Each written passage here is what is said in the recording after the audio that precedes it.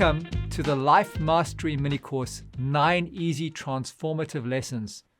So why bother with this course? Because I'm going to teach you how to become better at relationships, how to embrace happiness, and how to avoid unnecessary conflict. I'll teach you how to become more energetic, develop better coping skills. But most of all, I'm going to teach you how to be better at being you. So in simple terms, happiness and success depend on 3 key performance domains. Number 1, management of yourself.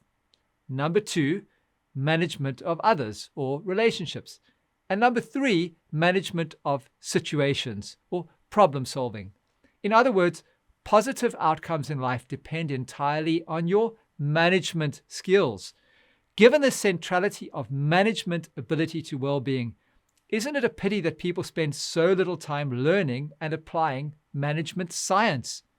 Scientific research has demonstrated that performance improves significantly with specialized skills training.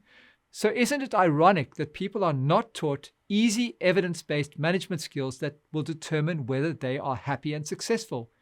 We don't teach our children or adults how to manage themselves and their relationships at school or university, yet these are the most important skills. I plan to fix this by teaching you simple skills that are easy to apply. Everything becomes easy when someone shows you how to do it. And once you have the skill and knowledge, you will feel in control. You will become less stressed and you will manage better. So management skills help you manage your life better. And many modern day people feel exhausted that their lives are in chaos. I want to help you with this. Most of us wish that we could go back in time and teach ourselves what we have learned the hard way. Unfortunately, I know that a time machine is not going to be invented, so I'll never be able to go back and tell my younger self good stock picks or the lottery numbers, because if this was going to happen, it would have happened already. But I can pass on what I've learned over the last 2 decades to you. But who am I and why listen to me? So I was born with attention deficit hyperactivity and I could not concentrate in class. And despite this and feeling locked out throughout my school and university days, I've completed 2 medical specialties. I'm the head of a large public hospital department. I'm a hospital director, a multi-award-winning medical leader, and I've founded and run a number of successful businesses. I'm also a successful author. I've been married for 2 decades and have 4 children. And I really want to pass on what I've learned to you. The simplest lesson I can give you is that I've achieved much of this by getting along with other people. So my course will focus on how you achieve that and how to avoid and manage conflict, which is the most expensive, unpredictable, exhausting, and dangerous strategy, hence better avoided. The Harvard study of adult development is the longest running study on human happiness, having begun in 1938. Unsurprisingly, one of its major findings is that happiness is strongly associated with the strength of close relationships with spouses, families, and friends. This is supported by a large body of research that points to the fact that building successful relationships, especially a marriage, is the key to a good life. Once we understand this, does it not seem odd that we give so little direct teaching to human beings about the most important knowledge and skills that they require to be happy and successful, which is all about managing relationships? It doesn't matter how rich or famous someone is, the breakdown of a major relationship or conflict with a spouse or a divorce is enough to cause emotional stress and distress. It does not require a world war or worldwide economic depression to wreck someone's life, just the deterioration of an important relationship. Beyond this, our daily human interactions are the biggest determinant of our mood and existential happiness. When we get along well with people and create positive interactions, we feel good about ourselves. We enjoy other people and they enjoy us. We experience a positive life. Fortunately, there is an easy science to life management because the discovery that happier employees are more productive has led to corporations plowing billions of dollars into researching what makes people happy in the workplace. Businesses are organizations composed of individuals and entities that interact with a common goal. That's no different to your life and relationships. If you learn the theory of personnel management and apply the same principles to your life, you will foster a happier, more productive self and better relationships. You can upskill to win friends and influence people. Good relationships depend on your behavior and attitude, so I will guide you to become the kind of person who can be happy and successful. So let's get into the first simple rule. It's called be the manager. Before I can teach you any management theory, you must commit to being the manager of your life. You are a born leader, born to lead your own life, but leading requires taking responsibility. Any problem that bothers you belongs to you. You must take control of your destiny to give yourself the best chance of achieving your desired outcomes. The person in the best strategic position to make your life better is you. Any problem in your life belongs to you. You are the best person to solve it because you understand your situation better than anyone and you care the most about the outcome. If you hold your breath waiting for luck to go your way or for someone else to come and help, you'll probably die of hypoxia before any of your problems improve. And if someone does come to help, they will usually act in their own interests, not yours. People who wallow in misery and anger must live with a miserable, angry person because nobody can escape their own company. You only get one life. Now, what are you going to do to make your life better? Actions have direct consequences. And until we take ownership of that, we'll feel out of control. Now, how are you going to develop strategies to make your life better?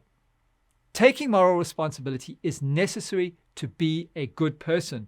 You are responsible for your actions and their consequences. You can't hold yourself to account morally unless you accept management of your own behavior. If something goes wrong, something isn't working, you hurt someone's feelings, take responsibility, apologize, learn from your mistakes. Now start moving forward again. So many people have unhappy lives because they don't do this. They get stuck making the same mistakes over and over again. They don't challenge their own behaviors and decisions, and they kill relationships by refusing to accept responsibility for their part in what is going wrong. You can only fix problems if you make the right diagnosis and direct treatment towards solution and alleviating suffering. Blame can't fix problems, but it also alienates other people who might help you. Life is about recruiting allies. If you are having problems, you need to recruit allies, not alienate your partners and create enemies and obstacles. Being the manager of your life requires good system management. When something is going wrong, it is due to you. A bad system in your life that's not working, or a cultural issue in a relationship that's going the wrong way. Now that you've analyzed what's going wrong, you can engage with other stakeholders in meaningful dialogue to fix problems and make everyone's lives better, especially yours. Just remember that conflict is bad for everyone, including you. It doesn't matter who is at fault. It burns relationships, energy, resources, and it seldom produces a winner. Even if it isn't your fault, you can decide to kill a toxic interaction or to engage meaningfully to improve outcomes. People tend to externalize relationship success, but others respond to how we interact with them. So we contribute at least 50% to how people respond to us. Basic physics dictates that for every action, there is an equal and opposite reaction, and that is the same for our personal lives. We can't control other people, but we can control our attitudes and behaviors. If you treat others with kindness, compassion, and respect, you will reap the rewards. Take ownership of your life. What can you do differently to get a better result with other people and your outcomes? For problem solving, if you manage yourself and others better, you will create fewer problems. The best fight is one that you never have to have. Relationships are the foundation of human happiness. People who bring positive energy to their interactions enjoy being around other people, and the feeling is mutual. Their happiness is self-fulfilling because they seldom need to fight other people to get what they want. They get along with others and they get constant affirmation from positive human interactions. So their lives are filled with affection and positive relationships, which makes them even happier and they treat people even better. Most people make the mistake of believing that happiness is a product of circumstances, but the real major factors usually are attitude and expectations. Therefore, managing realistic expectations and cultivating a positive attitude is the path to true existential happiness. So how does this work? People who have a sunny disposition, a good attitude, are generally cheerful come what may. They celebrate the positives in life. There is always something to find interesting and enjoyable in most situations. Therefore, their life experience is positive and happy. Expectations are the mother of all emotional outcomes. How does this work? Well, if you go to work and you expect to have an easy day, but your day is the same as every other day, you get depressed because you were expecting something so much better. If you build a house and you pay $500,000 for it, and the builder gives you a $250,000 house, you will be really upset and disappointed. But if you paid $200,000, you'll be very happy.